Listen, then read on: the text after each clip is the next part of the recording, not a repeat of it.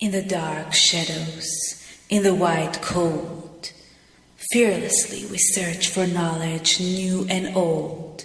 We drink the strong spirits and read the ancient tomes. The order of the Abracast. We are the brave and the bold.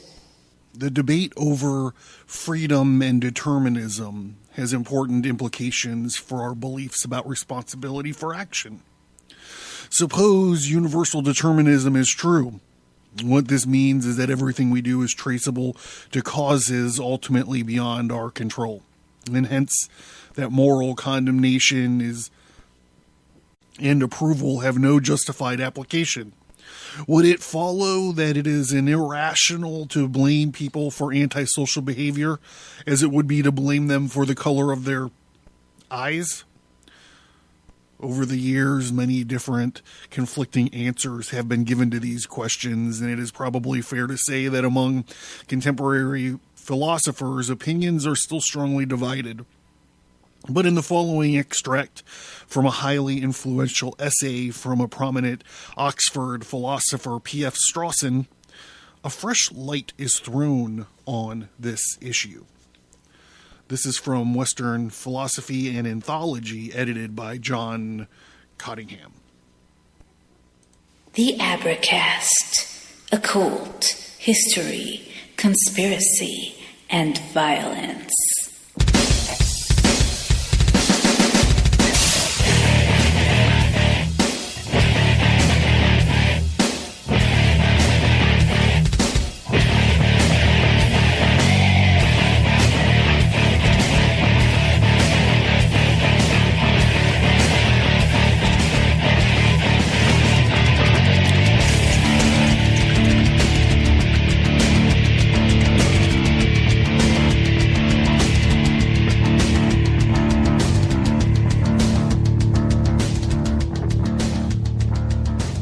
Hello, everybody, and welcome. This evening we are recording from high atop the mountain. I don't know what mountain, whatever mountain there Zarathustra hangs out on. That's where we are. We're hanging out. We're wise philosophers hanging out by ourselves with our fucking pet snakes and pet eagles. And we're sitting down and we're thinking about stuff as all wizened philosophers should do. Anyhow, it took me quite a long time to drag my recording equipment up here, so I hope everybody enjoys the show. I'm John Towers, and this is the Abracast. So we haven't done a Western philosophy episode in quite a while. And as I started dropping these Wednesday episodes again, these little bonus, well, they're not little, they're normal size bonus episodes, kind of putting in context some of these current events that are, they're coming around. These current events are coming around. I thought that this would be a perfect opportunity to do a Western philosophy show.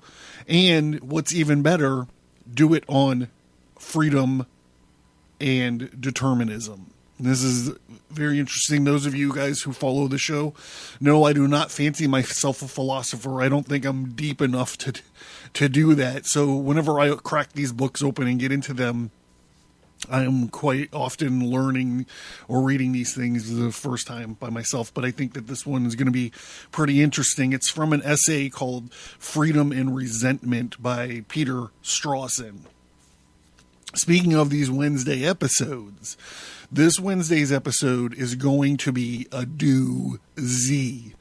And I'm probably going to get a little bit of heat from it. So if you enjoy the show and you want to help me mitigate the coming cancel catastrophe that might be headed my way, please, I try not to beat anyone over the head with this stuff. I let Hilla do it at the end in the middle of the show, but consider leaving a 5-star rate and review to help me keep my head above water. I did this episode. It's already recorded. It's already in there. It's called Intersectional Ecumenicism. The subtitle is The Search for Collective-ish Salvation. Anyhow, against all my better thoughts on it, I received 2 or 3 emails of people thanking me for the direction that the show is going through these, all this turmoil. So I was like, okay, well, this is the universe's way of telling me just to fucking do it. So keep your eyes open for it. And, I guess this is gonna, kind of be it'll be kind of like a companion piece to this, I believe. So, thank you guys to all my Patreon and Subscribe Star supporters. If you're having a drink with me this evening, raise your glass to the sky to thank these generous men and women out there. Without you guys, the show would not be going on. So thank you. All right, not too much babbling. We can get going. Oh, happy birthday. Not to me, to our show. It's been 4 years since the show has reached this configuration that it is in now. So it's good. I received a couple. I made a call out for questions to do questions and answers. I got a couple. Maybe I'll do something with them. But I thought that this would be far more valuable to you guys than that. So, with that being said, here we go. What I have to say consists largely of commonplaces, so my language, like that of commonplaces generally, will be quite unscientific and imprecise. The central commonplace that I want to insist on is very great importance that we attach to the attitudes and interiors towards us of other human beings, and of the great extent to which our personal feelings and reactions depend on or involve our beliefs about these attitudes and intentions. I can give no simple description of the field of phenomenon at the center of which stands this commonplace truth, for the field is too complex. Much imaginative literature is devoted to exploring its complexities. We have a large vocabulary for this purpose. There are simplifying styles of handling it in a general way. Thus, we may, like La Rochefoucauld, I like that name, put self-love or self-esteem or vanity at the center of the picture and point out how it may be caressed by the esteem or wounded by the indifference of contempt of others. We might speak in another jargon of the need for love and the loss of security which results from its withdrawal, or in another of human self-respect and in connection with the recognition of the individual's dignity. These simplifications are of use to me only if they help emphasize how much we actually mind and how much it matters to us whether the actions of other people, and particularly of some other people, reflect attitudes towards us of goodwill, affection, or esteem, on the other hand, or contempt, indifference, or malevolence on the other. If someone treads on my hand accidentally while trying to help me, the pain may be no less acute than if he treads on it in contemptuous disregard of my existence, or with a malevolent wish to injure me, when I shall generally feel in the second case a kind of degree of resentment that I shall not feel in the first.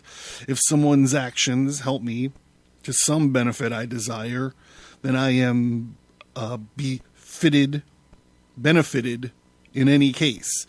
But if he intended them so to benefit me because of his general goodwill towards me, I shall reasonably feel gratitude, which I should not feel at all if the benefit was an incidental consequence, unintended or even regretted by him, of some plan of action with a different aim. These examples are of actions which confer benefit or inflict injuries over and above conferred or inflicted by the mere manifestation of attitude. and intention themselves. We should consider also how much of our behavior, the benefit or the injury, resides mainly or entirely in the manifestation of attitude itself.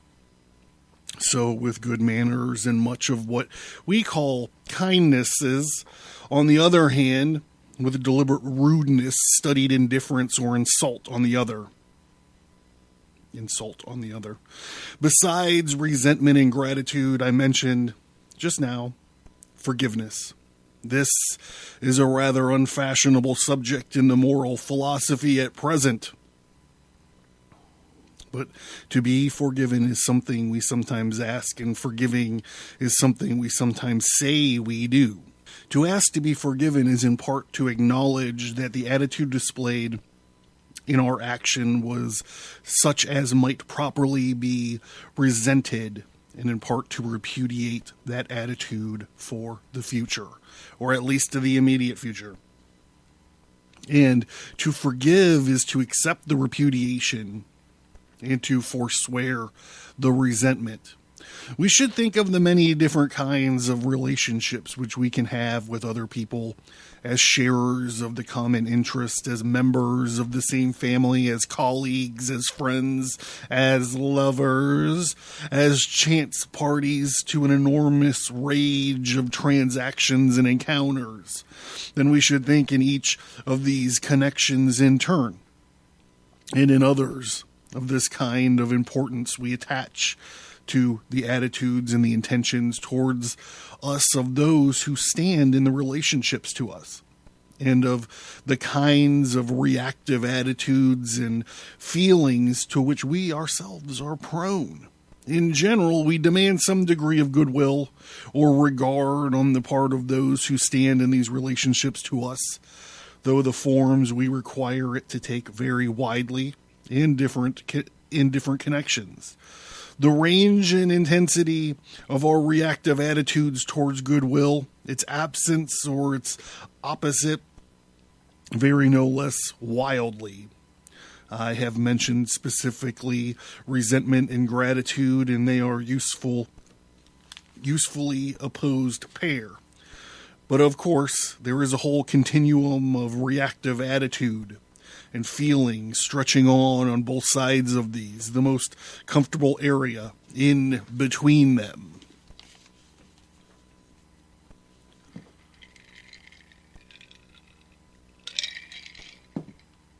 The object of these commonplaces is to try to keep before our minds something it is easy to forget when we are engaged in philosophy, especially in our cool contemporary style.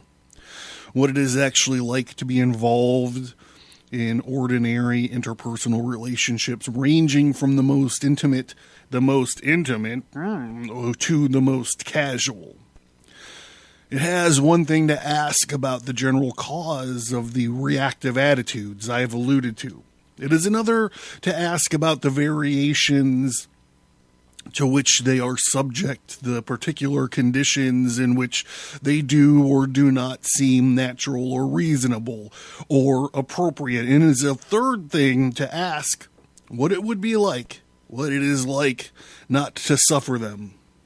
I am not much concerned with the first question, but I am with the second and perhaps even more with the third.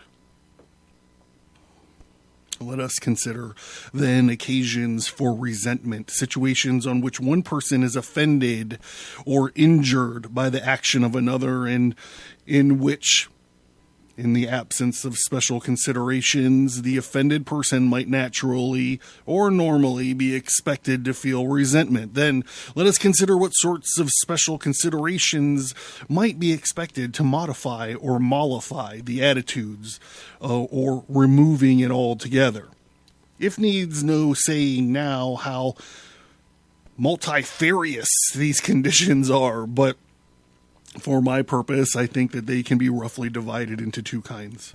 To the first group belong all those which might give occasion for the employment of such expressions as, quote, he didn't mean to, unquote, quote, he hadn't realized, unquote, quote, he didn't know, unquote.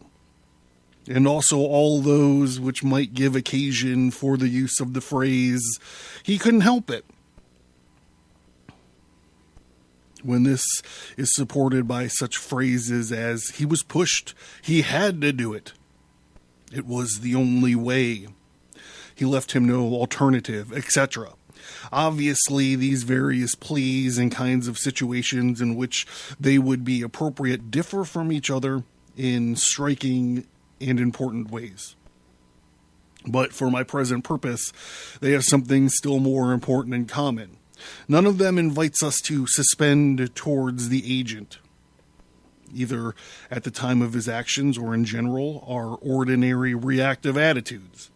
They do not invite us to view the agent as one in respect of whom these attitudes are in any way inappropriate. They invite us to the view that injury as one in respect of which a particular one of these attitudes is inappropriate. They do not invite us to see the agent as other than a fully responsible agent. They invite us to see the injury as one for which he was not fully or at all responsible for. They do not suggest that the agent is in any way an inappropriate object, that kind of demand for goodwill or regard which is reflected in our ordinary reactive attitudes. They suggest instead the fact of injury was not, in this case, incompatible with the demands being fulfilled. That the fact of injury is quite consistent with the agent's attitude and intentions being just what we demand they should be. The agent was just ignorant of the injury he was causing, or had lost his balance through being pushed, or had reluctantly to cause the injury for reasons which acceptably override his reluctance. The offering of such pleas by the agent and their acceptance by the sufferer is something in no way opposed to or outside the context of ordinary interpersonal relationships and the manifestation of ordinary reactive attitudes. Since things go wrong and situations are complicated, it is an essential and integral element in the transaction which are the life of these relationships. The second group of considerations is very different. I shall take them into subgroups, of which the first is far less important than the second. In connection with the first subgroup, we may think of each statement as, he wasn't himself. He has been under great strain recently. He was acting under post-hypnotic suggestion. In connection with the second, we may think of, he's only a child. He's hopeless.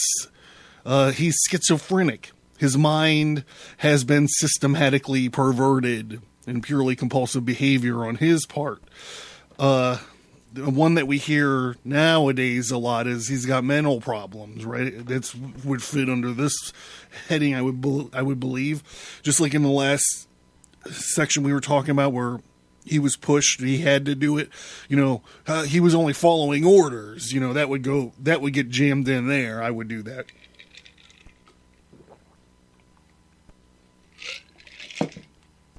Where was I at? That's purely compulsive behavior on his part. Such pleas as these do as pleas of my first general group do not invite us to suspend our ordinary reactive attitudes towards this agent, either at the time of his actions or all the time. They do not invite us to see the agent's actions in any way consistent with the full retention of ordinary interpersonal attitudes and merely inconsistent with one particular attitude. They invite us to view the agent himself in a different light from the light in which we should normally view one who has acted as he has acted. I shall not linger over this first subgroup of cases, although they perhaps raise in short term questions akin from those raised in the long term by the second subgroup. We may dismiss them without considering those questions by taking that admirably suggestive phrase, quote, he wasn't himself, unquote, with the seriousness that, for all its being logically comic, it deserves. We shall not feel resentment against the man he is for the action done by the man he is not. Or at least we shall feel less. We normally have to deal with him under normal stresses, so we shall not feel towards him when he acts or when he does under abnormal stresses. We should have felt towards him he had acted as he did under normal stresses. Here's another weird one that I'd like to figure out where to throw in. It's like it wasn't totally my fault because I was drunk or high. Like, we see that in the criminal justice system every now and again. Like, I'm a fucking lawyer or something. But this is something that we do see from time to time. People claiming, this would be like, I was a young man in the 80s. So I remember like when the Twinkie defense happened, so this is I wonder if this would fit here into this group. Okay. The second and more important subgroups of cases allow, this seems like this is where the rubber hits the road to me, the way that I'm reading this. The second and more important subgroup of the cases allow that circumstances are normal, but presents the agent as psychologically abnormal or as morally undeveloped. So maybe these are where all those things should go, right? The agent was himself, but he is warped and deranged, neurotic, or just a child. We see this kind of stuff all the time. When we see someone in such light as this, all of our reactive attitudes tend to be profoundly modified. He must deal here in crude dichotomies and ignore the ever interesting and ever illuminating varieties of case. What I want to contrast in this attitude or range of attitudes of involvement or participation in human relationships, on one hand, in what might be called the objective attitude or range of attitudes to another human being on the other. Even in the same situation, I must add that they are not altogether exclusive of each other. They are profoundly opposed to each other. To adopt the objective attitude to another human being is to see him perhaps as an object of social policy, as a subject for what in a wide range of sense might be called treatment, as something certainly to be taken account, perhaps precautionary account of, to be managed or handled or cured or trained, perhaps simply to be avoided. Although this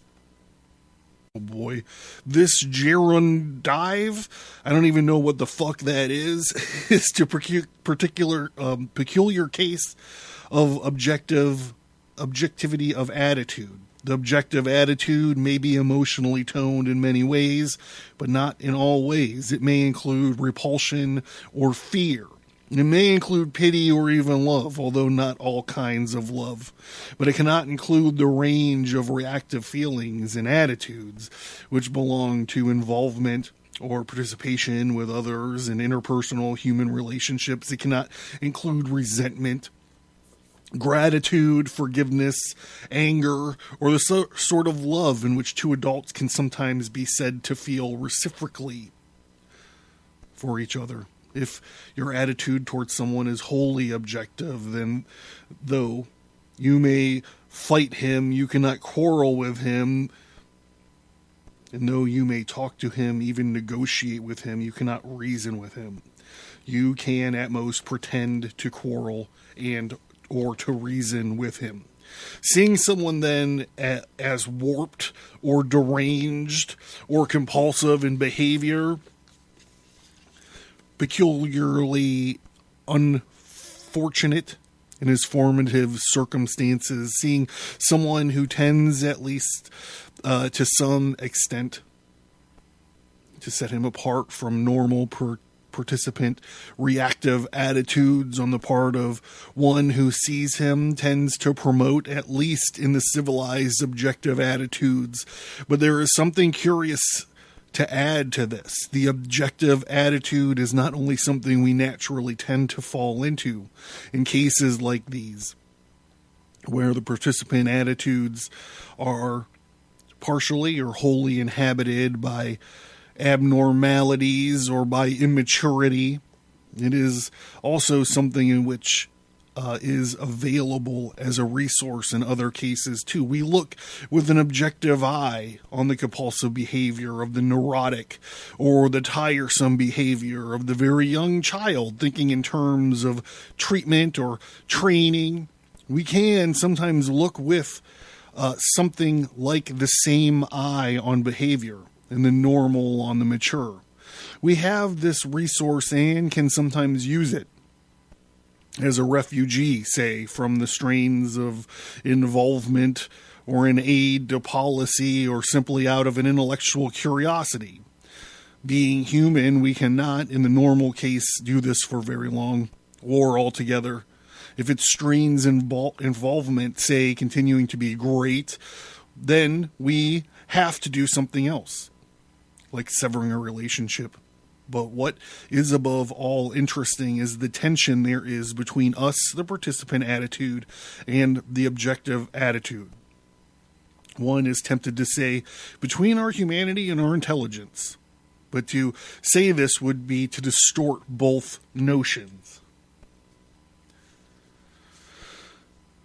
What I have called participant reactive attitudes are essentially natural human reactions to the good or ill will or the indifference of others towards us, as dismayed in their attitudes and actions. The questions we have to ask is, what would affect or should the acceptance of the truth of a general thesis of determinism have upon these reactive attitudes? More specifically, would or should the acceptance of truth of these theses lead to the decay or the repudiation of all such attitudes? Would or should it mean the end of gratitude, resentment, and forgiveness? Of all reciprocated adult loves, of all the essentially personal antagonisms.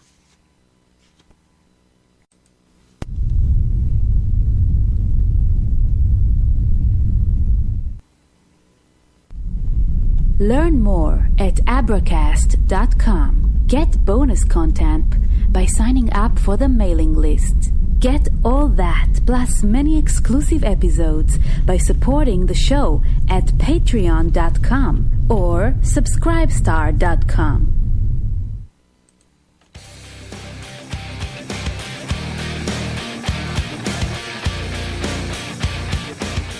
Hi everyone, I'm Jess, and I host the podcast Shoes, Booze, and Tattoos. I like to discuss a little bit of everything that's weird or unusual, from hauntings and folklore to true crime and history. I'm not only a podcaster, but I'm also a practicing witch, so I've made sure to dedicate a few episodes to the subject and dispel some of the common misconceptions about the craft. So if this sounds like your cup of tea, you can find Shoes, Booze, and Tattoos anywhere you get podcasts.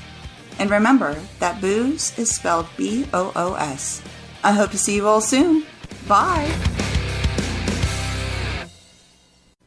Hey, just like to mention very quickly that if you go to abracast.com, you can find the featured topic links. You can find the whole section that we've done on Western philosophy. There's actually two sections. There's a section of Western philosophy, and then there's this long. We did Thus Spake Zarathustra. We just didn't do a highlight reel. We did the whole fucking Thus Spake Zarathustra. It's on there as well as analysis and breakdown of it in the Lessons of Zarathustra episodes. So if you're interested in this Western philosophy stuff, and we mentioned Zarathustra there at the beginning of the show, I think so. I wanted to bring that to your attention. Also, my tarot cards are still available. We're still doing pre-orders, so it takes like 3 weeks or maybe even a little bit more than that for fulfillment, but they're up there. They're available on the website. They are so fucking cool looking, man. They're so cool looking. And I'm working on the book or the guide to them So that will be available somewhere in the future.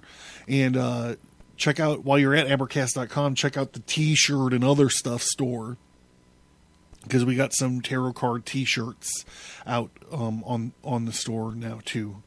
Everything is so great looking. It's so cool. The Patreon and Subscribe Star for the Fellow Craft episodes, you can only find them there. This month it's a continuation of our Atlantis exploration. Next month is going to be Atlantis Part 4, which is a great episode. And we got a bunch of new stuff on the newsletter.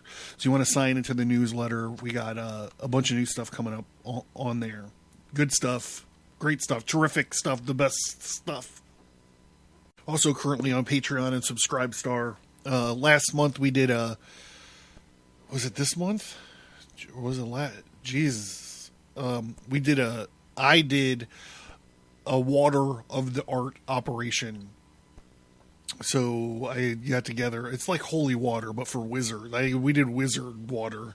And you can see you got all kinds of bonus material, including videos and stuff for that little operation. And then we're working on creating a wand. So I got a couple videos and stuff of me getting the wand. I had to wake up like at the break of dawn to get it, to be adherent to the actual operation. So, and I couldn't get back to sleep. It's a mess. Anyhow, all the stuff is up there for that if you're interested in it. And I know it doesn't really fit with this philosophy stuff, but yeah, there's some good stuff up there for those. And you can find links to them on the feature topic link as well. All right, back to it. But how can I answer or even pose this question without knowing exactly what the thesis of determinism is? Well, there is one thing that we do know.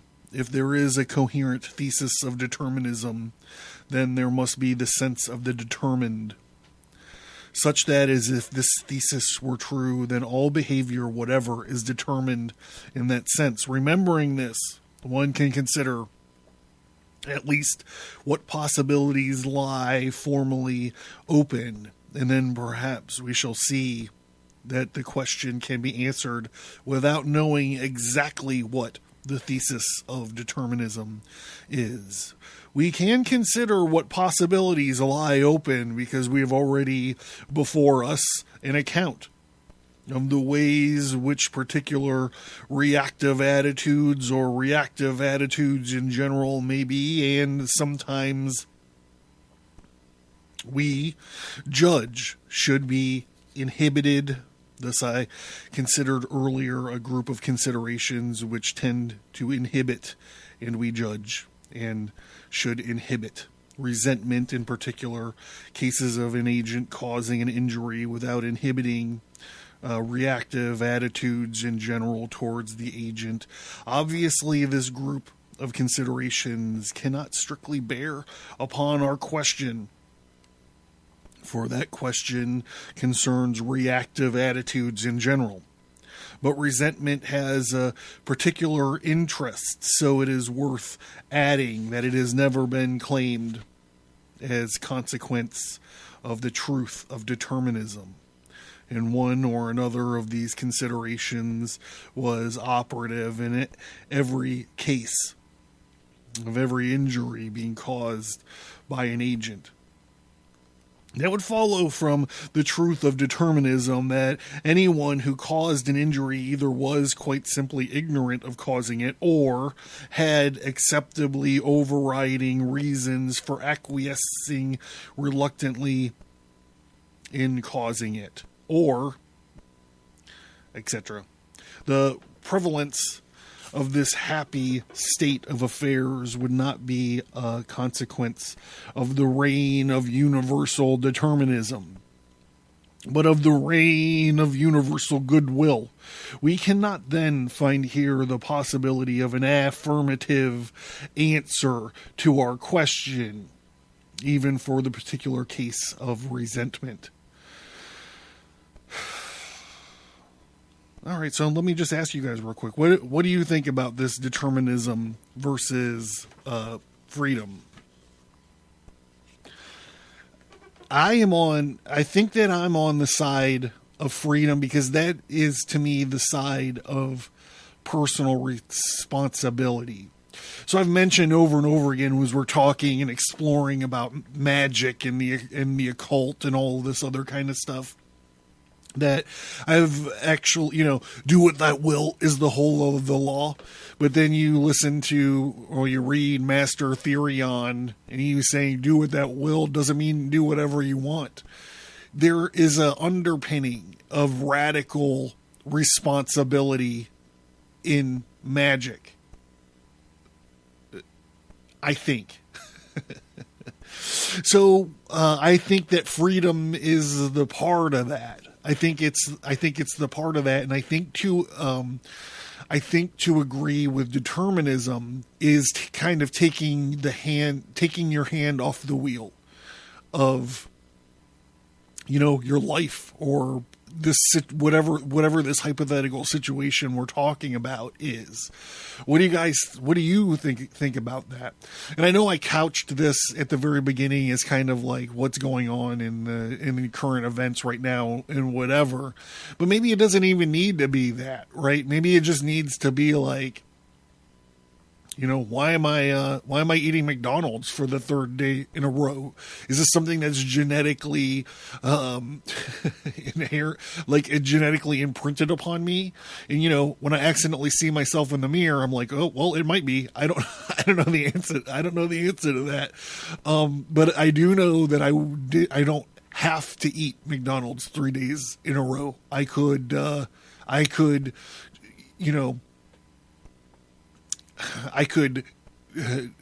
drive the animals that are pulling the three different animals pulling the cart with the whip of my will and change that, right?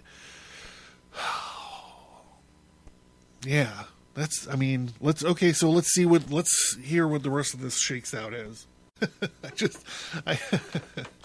just admitted to eating McDonald's 3 days in a row. Oh, Jesus. Just before all this shit started, Towers, you were talking about fasting for 3 days. And I'm like, I know, boy, this pandemic really fucked me over. Next, I remarked that to the participant attitude and the personal reactive attitudes in general tend to give place, and that is judged by the civilized should give place to objective attitudes, just insofar as the agent is seen as excluded from ordinary adult human relationships by deep-rooted psychological abnormality. This is interesting because I've kind of been open about this in podcasts recently, right? I have a family history of mental health problems. I'm not getting very specific in any of that stuff. But here, maybe this is something that maybe I need to onboard this a little bit and put it into my equation. Or simply by being a child. It cannot be a consequence of any thesis, which is not in itself self-contradictory, that abnormality is the universal condition. I love that. That's going to be on a t-shirt. Now, the dismissal might seem altogether too facile and so on. In a sense, it is. But whatever is too quickly dismissed is the dismissal is allowed for in the only possible form of affirmative answer that remains. We can sometimes, and in a part I have remarked, look on the normal, those who we rate as, quote, normal, unquote, in the objective way, which we have learned to look on certain classified cases of abnormality. And our questions reduced to this: could or should the acceptance of determinist thesis lead us always to look on everyone exclusively in this way? For this is the only condition worth considering under which the acceptance of determinism could lead to the decay or repudiation of participant reactive attitudes. I think that's a pretty good question.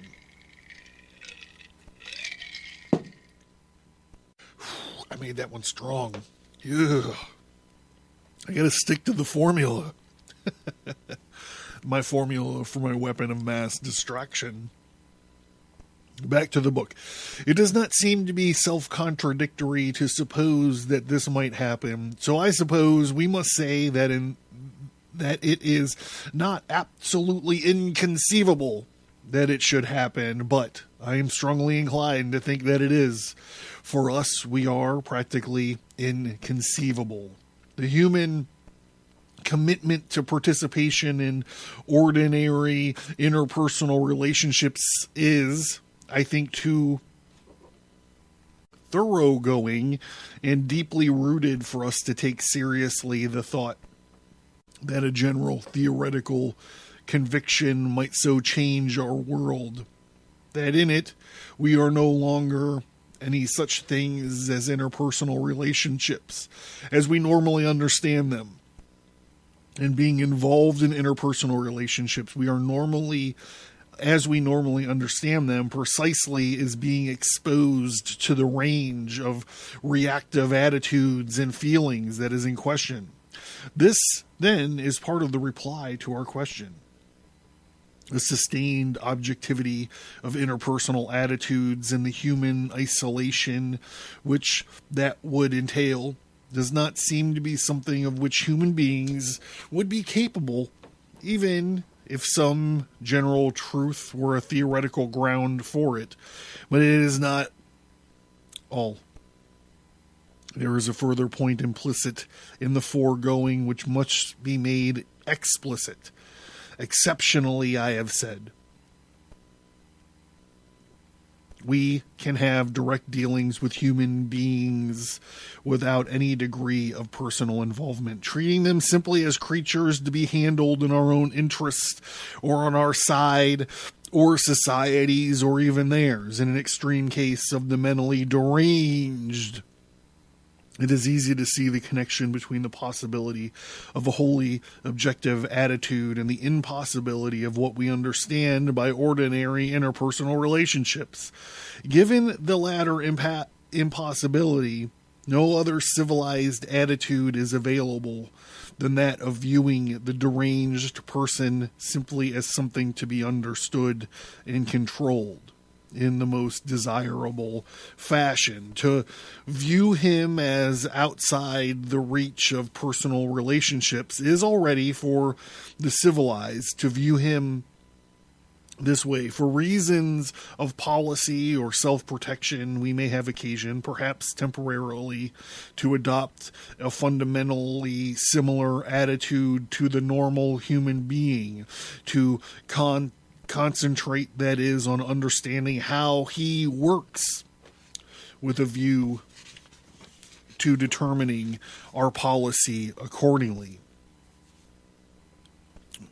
or to finding that in very understanding a relief from the strains of involvement. Now, it is certainly true that in the case of the abnormal, though not in this case of the normal, our adoption of the objective attitude is a consequence for our viewing the agent as incapacitated in some or all respects for ordinary interpersonal relationships. Thus, he is incapacitated, perhaps, by the fact that his picture of reality is pure fantasy, and he does not, in a sense, live in the real world at all, or that by the fact that his behavior is, in part, an unrealistic acting out of unconscious purpose, or by the fact that he is an idiot, or a moral idiot. But there is something else which, because this is true, equally uncertainly not true.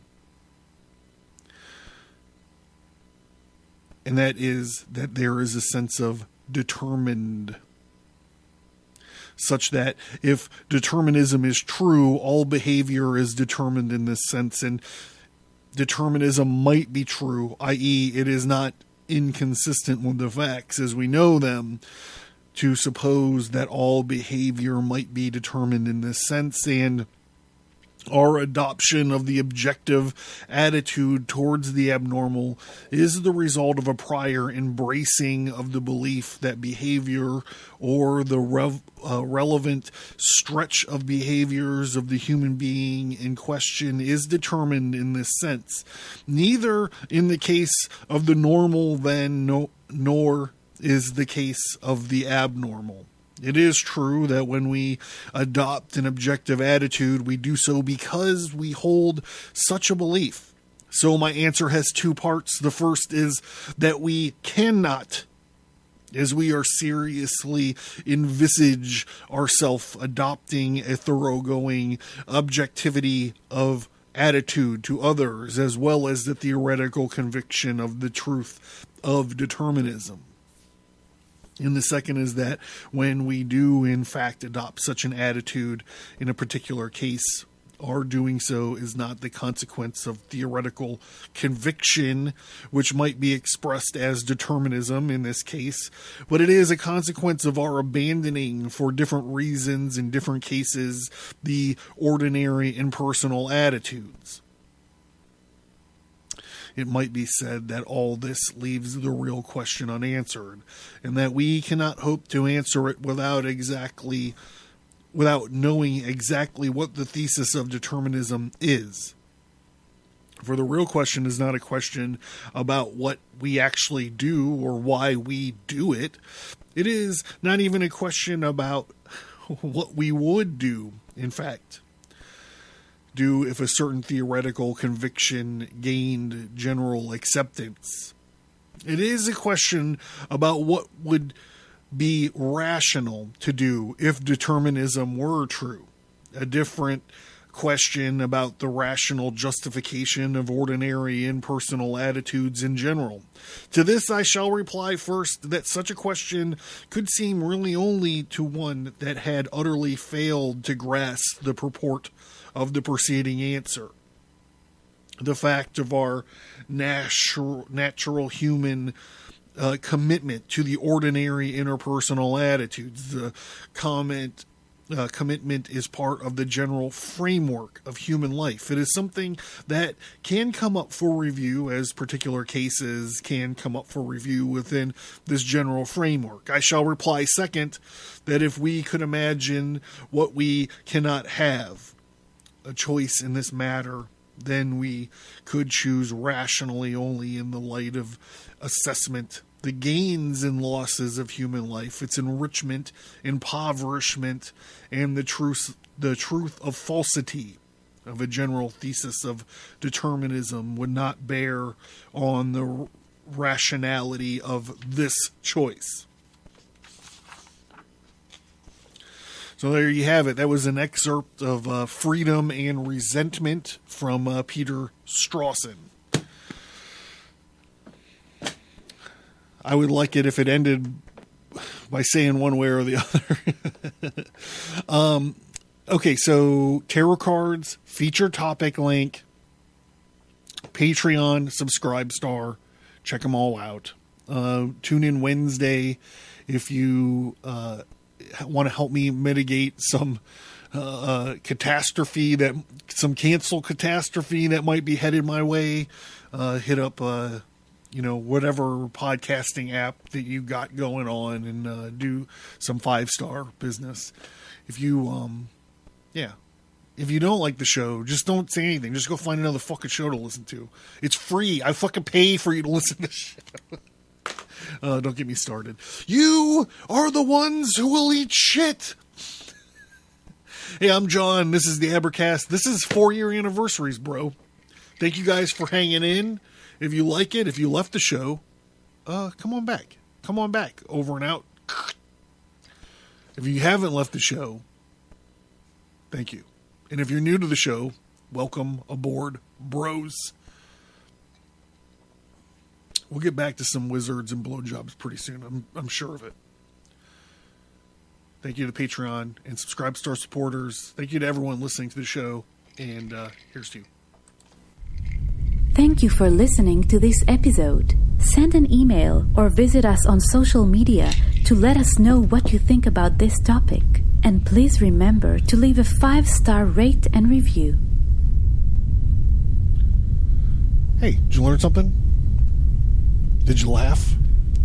Supporting me is a way for you to be a part of the Advercast and ensure its growth and sustainability. It also means I can create a normal schedule for shows and bonus shows, as well as the exclusive Fellowcraft episodes. By supporting the show, you are not only a listener, but you are a part of the show. You supporting the show gives me a way to offer fun rewards as a thank you for showing your appreciation and support for our projects. Do you have an idea for a reward that you don't see? Let me know. My supporters are my partners. I currently pay for you to listen to the Advercast. Not only do I pay the hosting bills out of my own pocket, I volunteer my time and talent to each and every episode of the Advercast. The price of books, the time and resources of reading and researching, the massive amounts of gin and tonic needed, the equipment it takes to record the shows, the time and resources it takes to create the bonus material, and the cost to maintain the internet presence. Is it worth your support? I don't know. I am proud of the Advercast, and I feel like I'm improving all the time. In addition to creating the show that you dig and that you are excited about, I also have a full-time commitment and other obligations. So why financial support? All of the supporters help me focus my time on the quality and development of the podcast. And what if you can't afford, $1 or $3 or $10 or whatever a month? Believe me, I get that. There are many degrees of support, but if you can't support the show financially, please consider leaving a 5-star rate and review on your preferred podcast app. And don't forget that you can sign into the mailing list and still unlock a lot of bonus content. Thank you. I cannot put into words how much it means to me that you listen to the show each time I post a new episode. Your feedback, support, and love of the stories that we talk about here is what keeps me going.